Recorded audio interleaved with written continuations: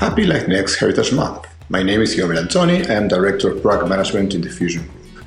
I'm also head of Tinkercad and Global Lead for Autodesk Latinx Network. I'm located in Novato, north of San Francisco office.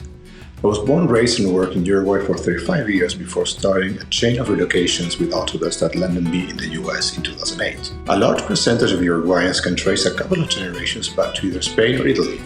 In my case, one of my grandparents came from Sicily, another from Castilla, and the other two had Italian and Spanish parents. While it's impossible to generalize, I would say that most Latinx people have a strong connection to their families and tend to get together around food, mostly asado or pasta in Uruguay.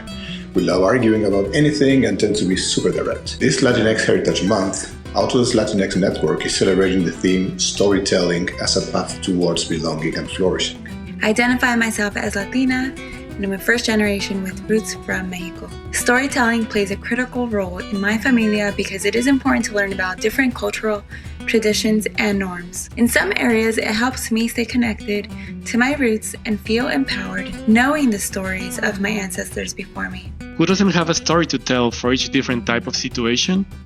As a Latin at Autodesk, I have come to understand that there's a lot of value in sharing my stories to better engage with my co-workers and communicate my points of view. It's easier to connect with people and have more meaningful conversations when your stories support your background and provide a good picture of why you make some decisions or come to certain conclusions. Storytelling is a great tool that speaks a lot about who we are, and I'm proud to share mine this month. Storytelling is core in human culture. We were raised listening to family stories. Tales of hardship when coming from Europe in the 1800s, tales of hope as families started growing in a welcoming region, and tales of uncertainty as some of these same regions that used to welcome migrants started pushing the youngest out and into other places for better opportunities and sometimes more freedom. I was born and raised in Caracas, Venezuela, and a huge part of my identity is rooted in the Venezuelan culture. I moved to the US with my parents and baby sister when I was 7 years old and left my extended family behind, people whom I miss dearly to this very day. I identify with our way of moving through the world as if everyone was part of a huge family, our incredible cuisine, and our unmatched natural landscapes, mountains, waterfalls, and rivers. I identify with the smells of Latin America, the noise on the streets, and the lively and exciting music, and the joyful spirit of celebration that makes you feel full and alive. I feel like if I don't take an active part in sharing those things and that I hold dear to my heart, my family's traditions will fade away into history and be replaced with something else.